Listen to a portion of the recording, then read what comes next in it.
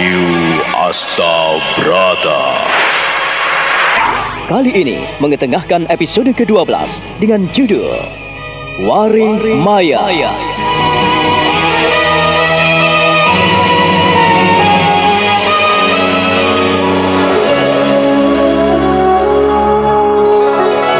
Malam kian merayap dan sunyi. Nini Warih makin tenggelam dalam kesunyian hatinya. Ia terkejut ketika ibunya datang masuk dalam biliknya, lalu duduk di pembaringan. Buru-buru ia menyeka air matanya dan mencoba tersenyum. Sekalipun senyuman itu terpaksa, nampak duka tergambar di wajahnya. Nyala Dian di ujung ruangan itu nampak remang temaram.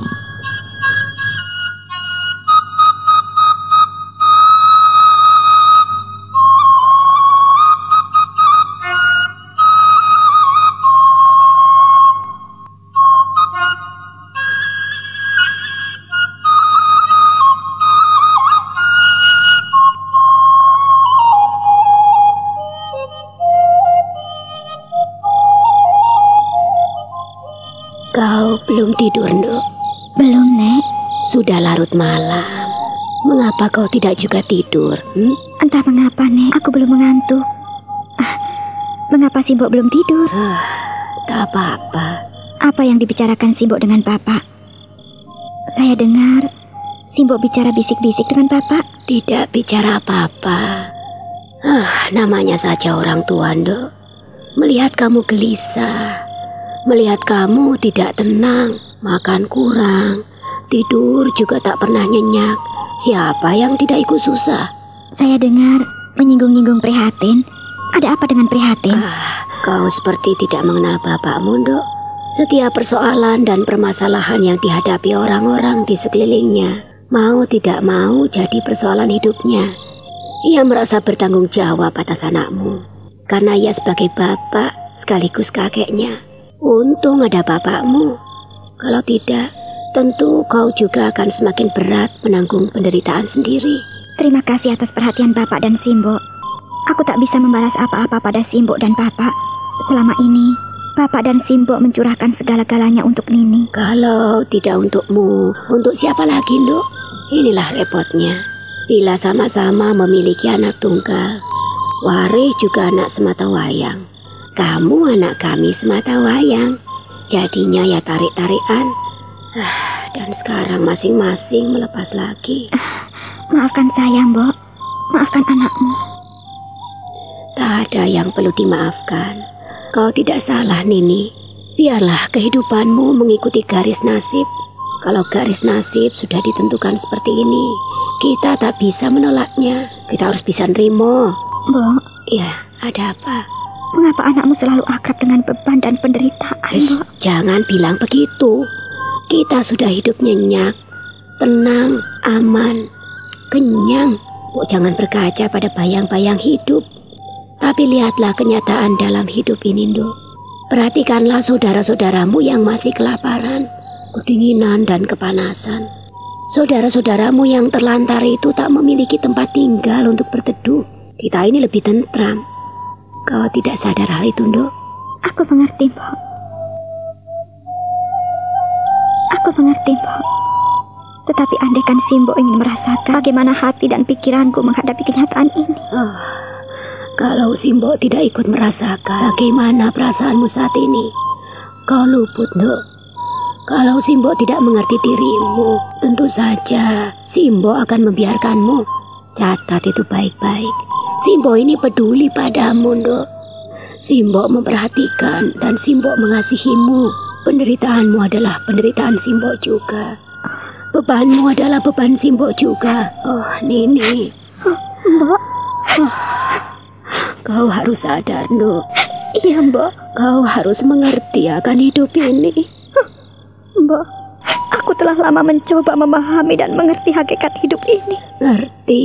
Bat ngaurip ngerti. Minger soko samubarang kang olo, tinemu marang samubarang kang dirasake, weruh marang samubarang kang diwarake. Mbok. Nini, kau harus menghindari dari segala hal yang tidak baik Dan kau pun harus memahami dari apa yang kau rasakan, kau alami, kau dengar, dan kau lihat. Kau harus tahu dengan apa yang diajarkan dan dinasihatkan oleh orang tuamu. Mbok, betapa kecilnya anakmu di depanmu. Untuk menjadi besar, kita harus rela menjadi yang terkecil. Jika kau kehilangan yang berharga, pasti kelak kau akan mendapatkan sesuatu yang lebih mulai. Simbo. Untuk itu, kau perlu bersabar dalam pengharapan ini. Ketekunan dan juga kerja keras. Mbok. Jika saat ini kau menderita, pasti suatu ketika kau akan senang dan bahagia. Jika saat ini kau menanggung beban berat, pasti Yang Maha Kuasa melihat kesabaranmu hingga Ia tidak menguji melebihi dari kemampuanmu, Nduk. Nini, sudahlah.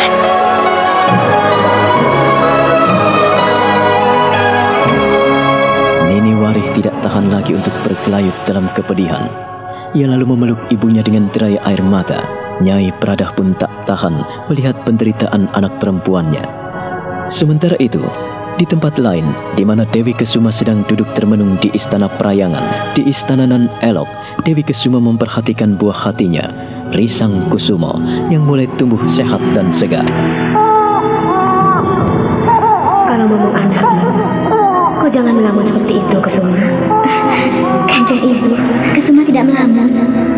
Jangan berbohong pada dirimu sendiri, Nduk. Ibu tahu kalau hati dan pikiranmu sedang susah. Kanjeng Ibu mengerti bukan? Roro Sunti juga punya seorang anak kecil, Kanjeng Ibu.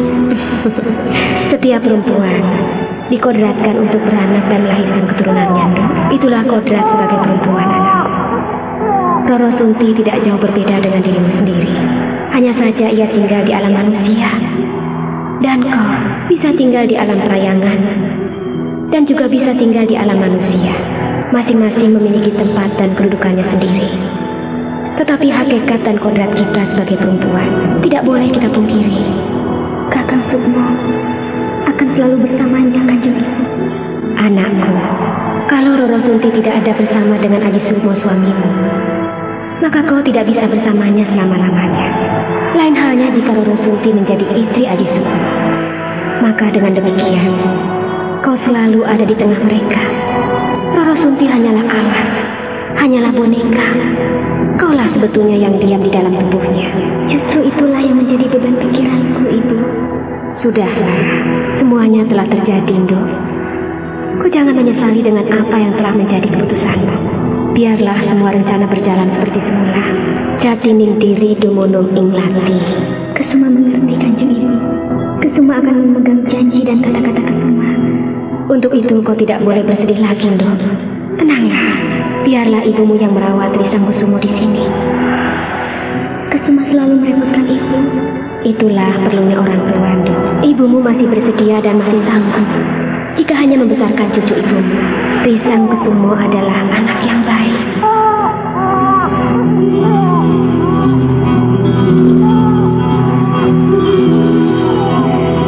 Dan Kesuma bisa selalu bersamanya. Kenapa tidak, Kesuma? Ibumu hanya merawat dan memeliharanya. Selama kau ada di alam nyata bersama suamimu, kau tidak boleh sumlah. Mantaplah dalam segala hal, Nduk. Kesuma jadi sedih, Kanjeng Ibu. Sedih sekali. Justru kau harus bersyukur. Kalau saat ini kau bersedih, artinya kau akan senang, anakku. Kalau saat ini kau menangis, maka kau akan tersenyum dan tertawa. Apabila kau menderita, maka akan tiba saat-saat kau tertawa dan bahagia. Sedih dan duka lahir dari tempat yang sama, anakku. Dari hati dan cipta rasamu, Ger. Kita harus bisa hidup seperti bayi, Ger. Risang Kusumo memberikan petunjuk kepada kita. Kalau kita ini harus bisa bersikap dan berjalan seperti seorang bayi yang harus polos, murni, tulus, dan ikhlas. Menunjukkan sesuatu apa adanya diri kita. Kepolosan itulah yang perlu kita contoh dan kita teladani dari seorang bayi, Ger. Kanjeng Ibu. Ada Ada apa, Ger? Seandainya Risang Kusuma Bapak. Dewi Maya memperhatikan putrinya yang cantik jelita. Perempuan itu mengerutkan dahinya, lalu memperhatikan Risang Kusumo yang meronta-ronta di atas pembaringan. Sementara Dewi Kesuma menjalin-jalin jemarinya sendiri, lalu menggigit ujung kainnya.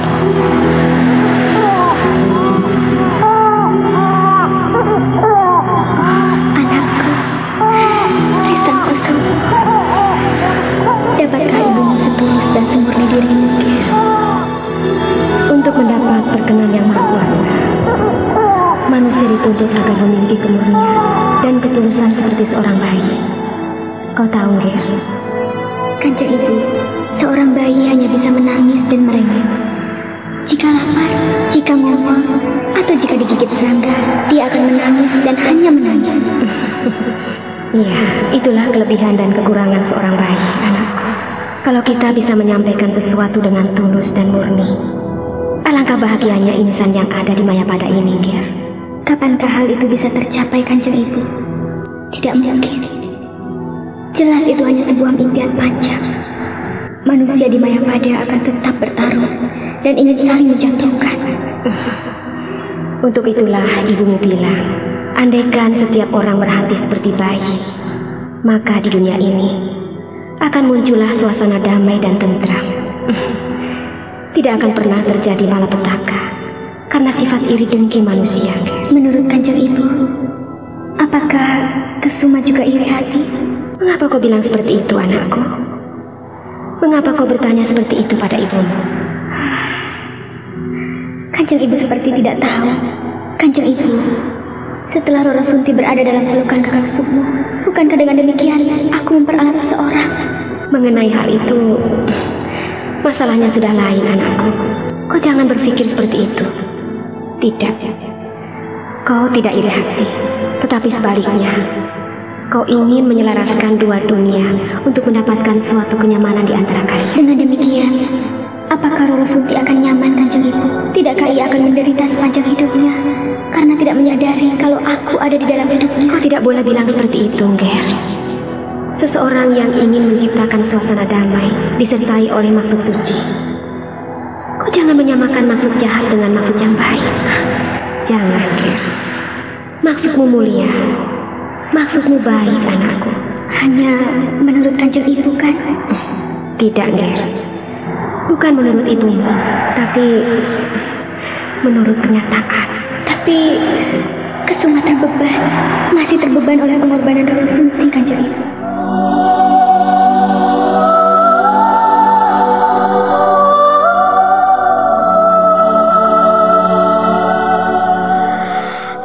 Dengan ini di hadapan Gusti yang Maha Agung, mulai saat ini, mulai hari ini, kalian kuresmikan untuk menjadi suami istri. Sukmo, Ya, Nek. ku minta kau bisa melindungi Roro Sunti sebaik-baiknya, baik dalam susah maupun senang. Ya, Nek. Sunti, Iya, Nek. nenek harap kau pun bisa menjadi istri yang baik. Kau patuh terhadap suamimu. Kau setia dan bisa dipercaya. Peganglah bahwa kau telah menjadi pendamping kawan suka dan duka Haji Sukmo. Iya, Nek. Saya berjanji. Dengan demikian, karena kalian telah berteguh dalam suatu ikatan, untuk itulah jangan saling menyakiti. Kalian harus saling menyayangi sampai hayat dikandung badan.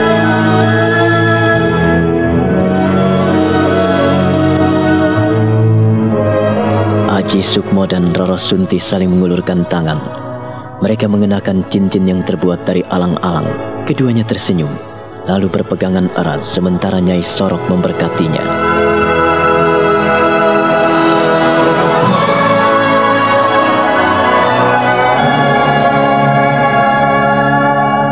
Nenek, Doran dan Jokololo menjadi saksi kebersatuan kalian.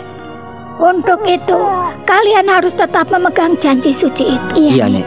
Sekarang, tak ada yang mampu memisahkan kalian. Nenek merestui kalian. Jokololo juga merestui kalian. Untuk itu, janganlah ada beban di antara kalian berdua untuk menempuh hidup bersama.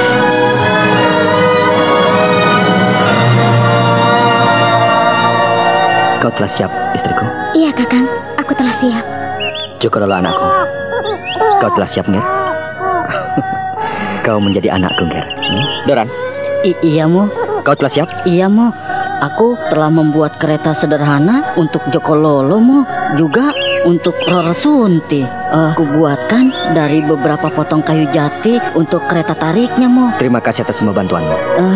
Semuanya sudah siap, Mo. Ayo, kalau begitu kita berangkat. Hati-hati, Nger. Gusti Yang Maha Agung menyertai kalian. Buyutku, selamat jalan ya, Nger. Semoga kau kelak menjadi orang yang berguna bagi bapak dan ibumu, bagi sesamamu. Kenalilah tanah airmu. Berlakulah kebajikan sepanjang hidupmu. Semoga engkau memiliki budi pekerti luhur, tidak semena-mena terhadap sesamamu. Selamat jalan, Nger. Selamat jalan. Sunti mohon pamit, Nek. Ya, Nur. Hati-hati ya. Selamat jalan. Gusti Yang Maha Agung menyertaimu. Terima kasih, Nek. Terima kasih. Nenek, Sukmo mohon pamit. Ya, enggak. Terima kasih atas doa restu nenek. Doakanlah agar Sukmo bisa senantiasa menyenguk nenek di alas tower ini.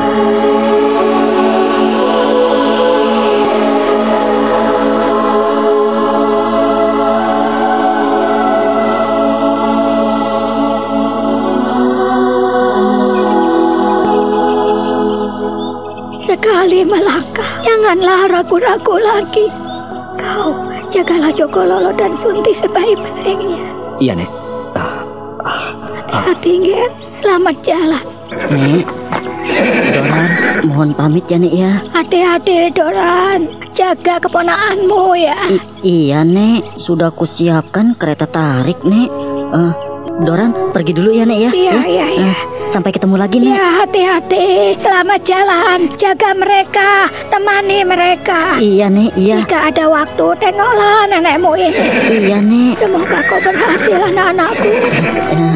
Nek, Doran, pergi dulu ya, Nek ya. Selamat jalan. Yang kuasa memberkatimu, Nger. Nek, selamat tinggal. Hati-hatilah, Nger. Selamat jalan. Jika kalian sudah melangkah, janganlah tengok ke belakang. Teruslah berjalan dan lihatlah ke depan. Nyai Sorok memandang keluh pada anak-anak asuhnya yang pada hari itu terpaksa meninggalkannya seorang diri di tengah hutan alas dowo. Perempuan tua itu berdiri dengan kaki gemetar saat 2 ekor kuda itu menarik kereta tarik yang telah dibuat oleh Aji Sukmo dan Doran. Roro Sunti menggendong Jokololo, sementara Sukmo segera naik ke atas kuda dan Doran pun mengawal mereka.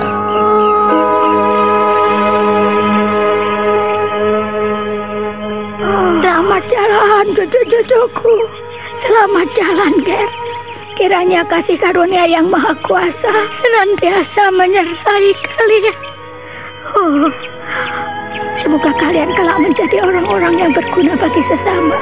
Aku cukup berbahagia. Sekalipun Yang Maha Kuasa mengambil nyawaku, aku telah urun kebaikan kepada mereka. Aku telah menanam dan menyiram mereka untuk menjadi orang yang memiliki budi pekerti. Terima kasih, Gusti. Terima kasih. Tak kusangka apabila akhirnya kita berpisah, Nek. Kau banyak menolongku. Kau membangkitkan kembali semangat hidupku yang telah mati. Dan dengan apakah aku membalas budi baikmu, Nek? Semoga Yang Maha Kuasa selalu melindungimu. Jokololo, anakku, ada apa sayang? Semoga langkah ibumu ini tidak salah, Ger. Membawamu ke kota Raja Mataram bersama Paman Sukmo. Ia baik pada kita. Ia rela menolong kita. Tidak ada pemuda sebaik dia. Siapa yang mau mengorbankan harga dirinya untuk kita yang hina ini, Ger? Akhirnya berhasil juga aku membawamu, Roro Sunti.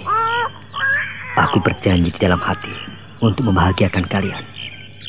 Kalian cukup menderita selama ini. Pada diam semua. Aku juga bingung. Sukmo diam, Roro Sunti diam. Hanya Jokololo saja yang sebentar-bentar meronta. Mudah-mudahan saja ya tak ada aral melintang.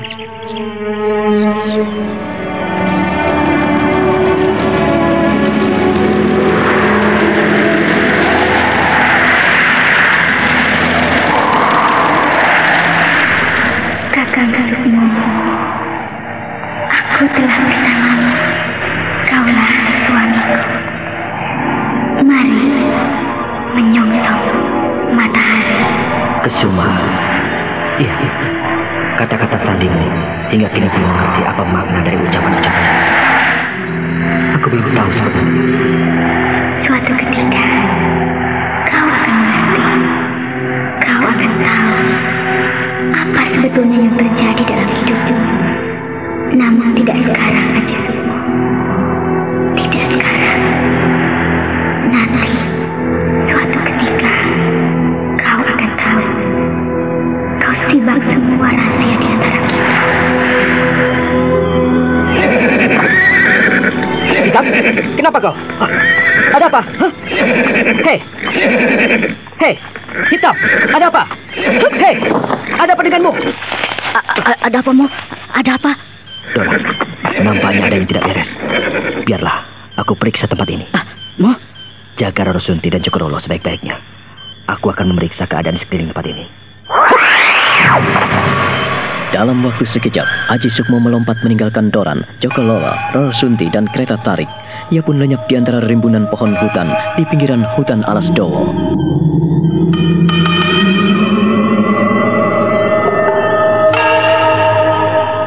Oh, ada apa, Doran? Mana ku tahu, Sunti. Ya, itulah Sukmo. Kalau ada sesuatu, ia ingin mengatasinya sendiri. Aku nggak ngerti. Kau betul-betul tidak tahu? Iya, Sukmo memiliki perasaan yang peka, melebihi kita semua, Sunti. Aku tidak tahu, Sunti.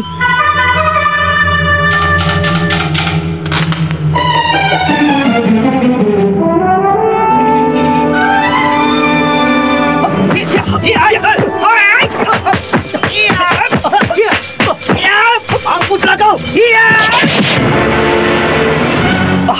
Kalongking, nampaknya kau tidak kapok dengan peristiwa beberapa waktu yang lalu. Justru karena peristiwa itulah, aku tidak akan membiarkan dirimu tentram. Bagus. Nampaknya orang sepertimu memang tidak punya muka.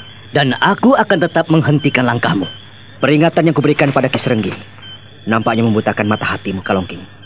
Dan sekarang, kau masih berani bermain-main dengan senjata tajam seperti itu. Kalau aku tidak sayang kepadamu, aku bisa menebas batang lehermu. Sombong kau, bocah gemblung.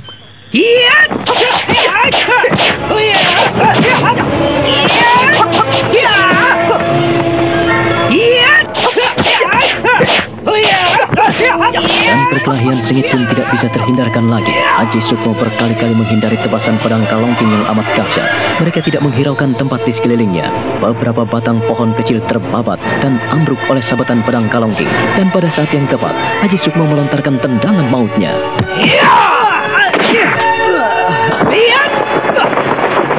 Pengecut! Kalau kau tidak lari, kau akan mampus. Kurang ajar, orang tidak tahu diri. Diampuni, masih juga nekat. Kurang ajar. Orang yang sudah tidak mau dihargai lagi, sudah sepantasnya berkalang tanah.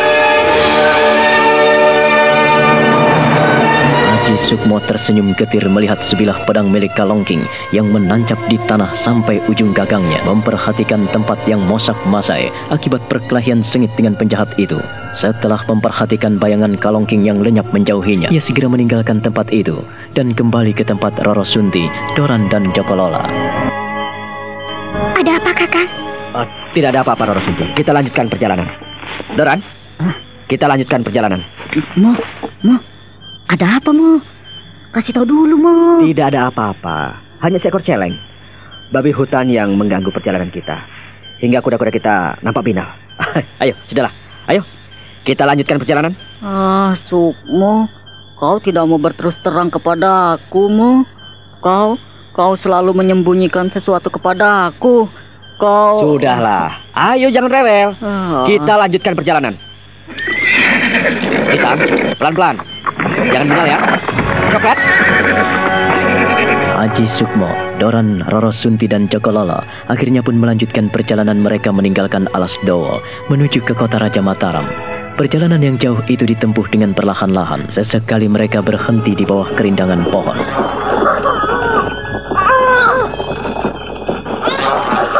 Lolo, jangan nangis, nak. Kita melanjutkan perjalanan lagi. Jokololo, jangan nakal ya.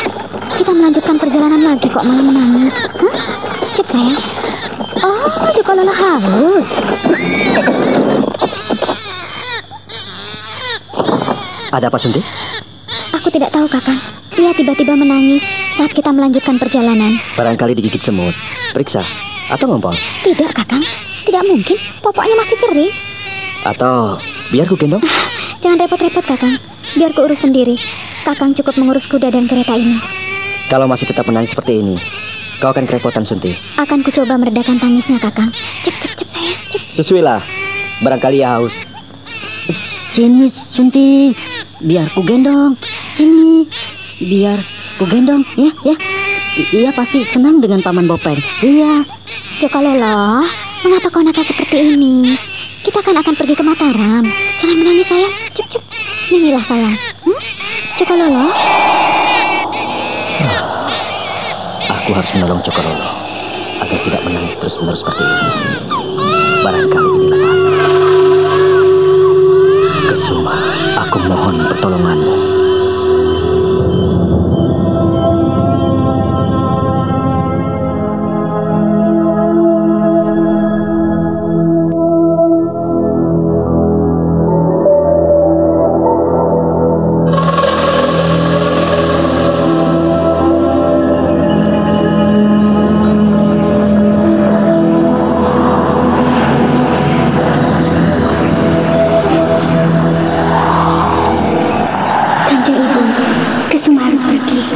Hati-hati anakku, jaga risangku semua sebaik-baiknya. Iya, Kanjeng Ibu. Anakku, mari kita pergi. Anakku. Jaga diri baik-baik, Kesuma. Jangan sampai kau melupakan hakikat dirimu. Ibu tidak bisa memberikan apa-apa padamu. Tapi ibu mohon, kau bisa melangkah semakin pasti sebagai perempuan sejati. Iya, Kanjeng Ibu.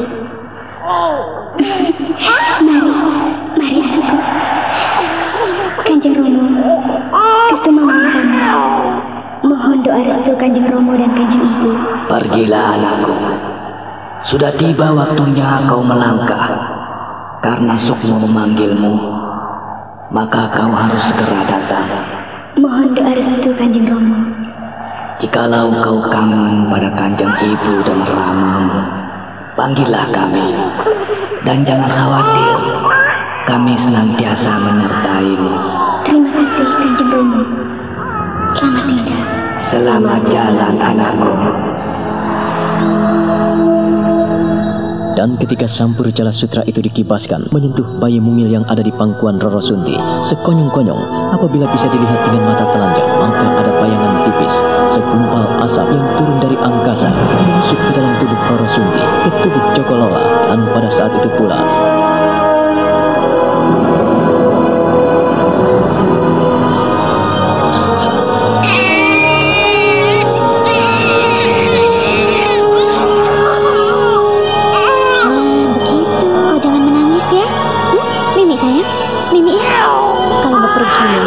Jokololo tidak boleh menangis. Jangan menyusahkan ibu, jangan menyusahkan Paman Doran, jangan menyusahkan ayahmu. Iya, jangan menyusahkan Bapak Sukmo. Iya, aku telah menjadi seorang bapak.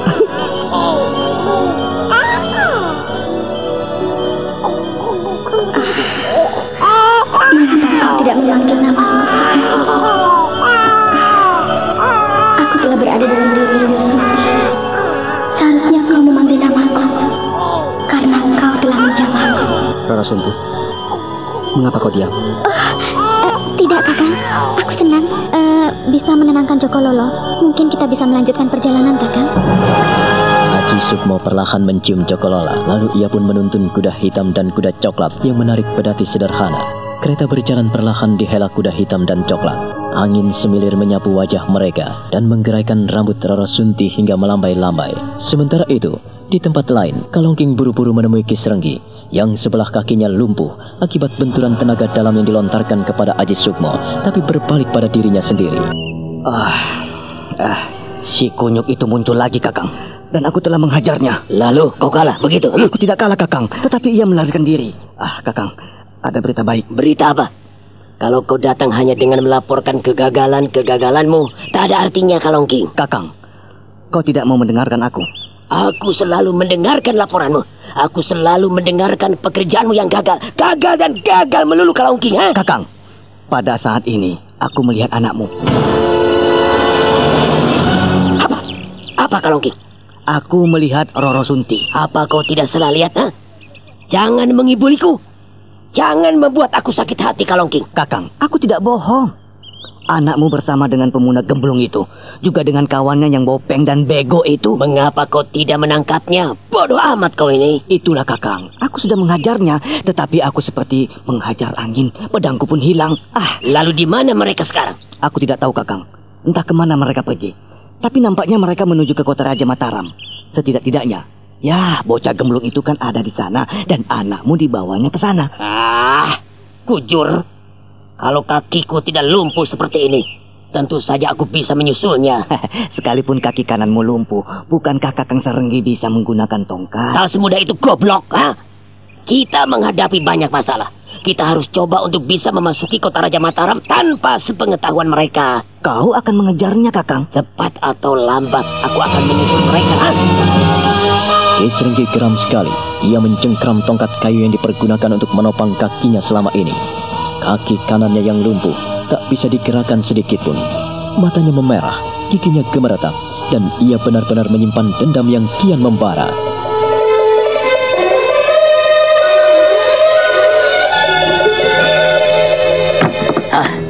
Seharusnya kau mencegahnya. Kalongking, kau tidak bisa membiarkan bocah edan itu seenak udahnya. Aku sudah berusaha, Kakang. Tetapi ternyata aku kalah. Cepat atau lambat, kita harus meringkusnya. Karena kau memberikan kesempatan ia untuk lolos, maka kau berhasil dipecundangi. Kakang Serenggi, aku tidak bermaksud untuk membesar-besarkan bocah jalanan itu. Tetapi saat ini ia memiliki peningkatan ilmu yang luar biasa. Setiap kali ia menggerakkan tangan dan kakinya, aku seperti diempas angin besar. Itulah yang membuat aku heran dan aku tidak berani melanjutkan pertarungan itu, Kakang. Pedangku juga terlepas dari tangan dan aku tidak bisa mengambilnya. Kalongking, kau harus bersiap-siap. Kita harus pergi ke Mataram. Menyusulnya, Tidak, Kakang. Aku tidak mau bunuh diri. Aku juga tidak mau lebih celaka lagi. Pelajaran untuk kita saat ini sudah cukup. Jangan ditambah lagi, Kakang. Kau selalu meremehkan aku, Kalongking. Aku tidak meremehkanmu, Kakang. Tetapi aku bicara berdasarkan kenyataan yang ada di depan kita, Kakang. Kakang harus tahu itu. Kalau kau keberatan ikut aku, terpaksa aku harus melangkah sendiri, Kalongking.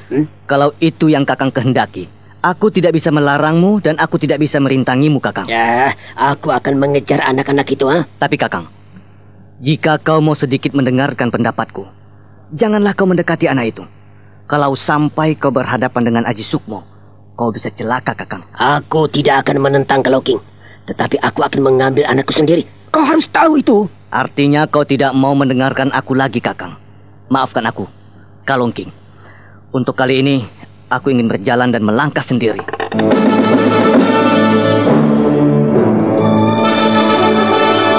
Ki Serenggi terhuyung bangkit dari pembaringannya. Ia merabat tongkat yang habis dibantingnya, lalu meninggalkan Kalongking. Tetapi Kalongking bangkit dan mencoba menghalanginya. Mengapa kau menghalang-halangi aku, Kalongking? Biarkan aku pergi dari sini. Ku minta kau sedikit berkaca dengan keadaanmu, Kakang. Sadarkah kau dengan keadaanmu saat ini? Kau masih dalam keadaan lumpuh seperti itu. Kaki kananmu tidak bisa bekerja, Kakang. Kalau kau menghadapi apa-apa di jalan, siapa yang menolongmu? Alah, hidup hanya sekali, Kalongking. Jikalau aku harus mati dengan kakiku ini, biarkan aku mati. Namun aku tidak akan puas bila belum berhadapan dengan kunyuk itu. Kakang, sejak dulu kau keras kepala, keras hati. Sejak kita ke Ponorogo, sejak kita menghadapi bocah gemblung itu, kau selalu nekat. Ku minta kali ini kau mendengarkan aku, Kakang. Jangan susul pemuda itu.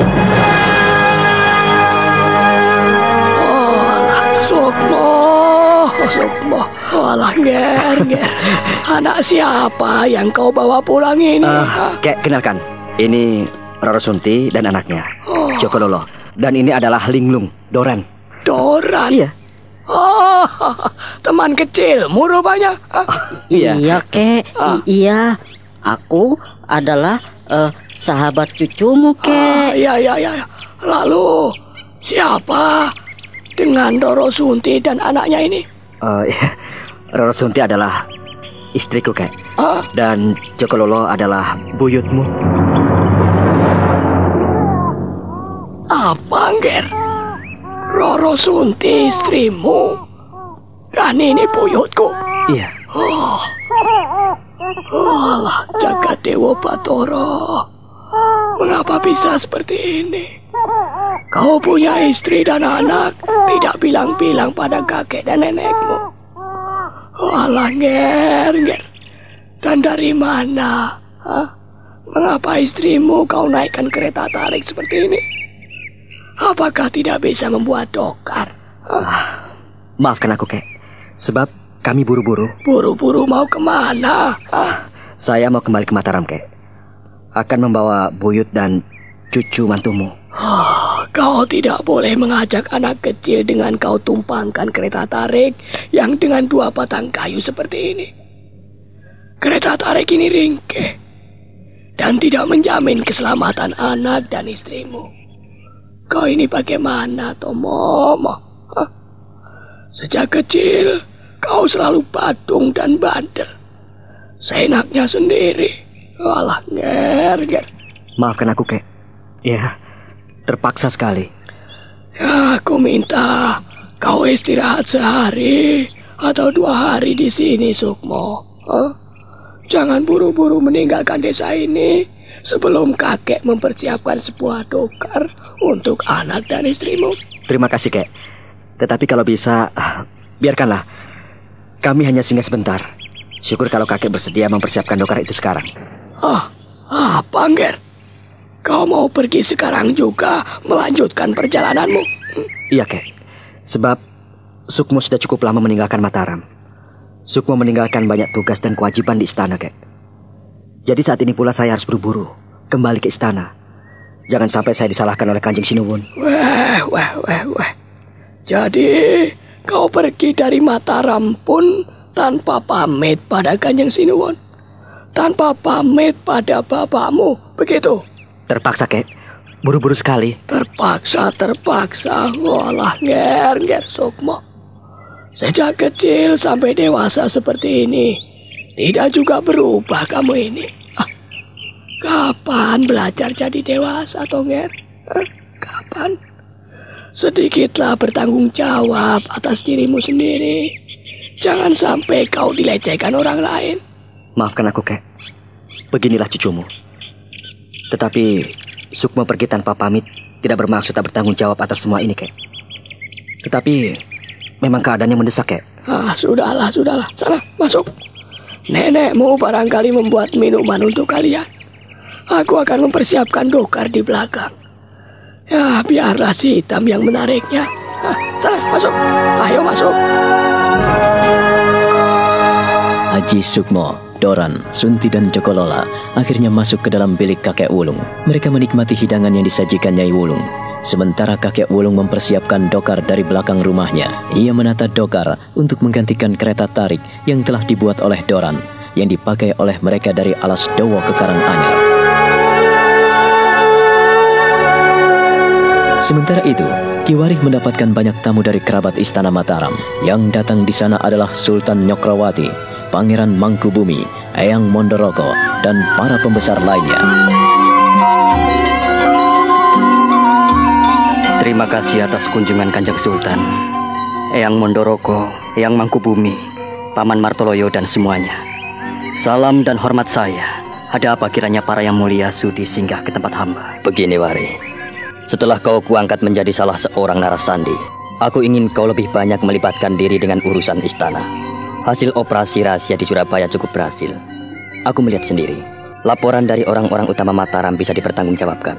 Lalu apa yang harus hamba lakukan, Kanjeng Sinuwun? Untuk akhir-akhir ini, ku minta kau berbenah diri. Aku ingin kau pergi ke Surabaya. Ke Surabaya? Benar. Kau harus pergi ke Surabaya seorang diri. Kanjeng Sinuwun? Jangan khawatir, Ki Warih. Aku sudah tahu siapa dirimu. Jangan cemas, sebab kau pasti bisa melakukan apa yang terbaik untuk junjunganmu. Jangan hanya melihat kepadaku, Warih, tetapi lihatlah kawulamu, seluruh rakyat Mataram ini. Kalau itu yang Kanjeng Sinuwun maksudkan, baiklah, hamba siap, Kanjeng Sinuwun. Aku bangga padamu, Warih. Aku bangga. Ki Warih menghaturkan sembah beberapa kali di hadapan Sultan Nyokrawati. Ia sungguh terharu karena selalu mendapatkan kepercayaan dari Panembahan Nyokrawati. Raden Mas Jolang Sang Prabu nampak bangga memiliki Ki Warih yang begitu pintar dan cerdas. Tak mau menunjukkan kelebihannya di hadapan orang-orang terkemuka Mataram.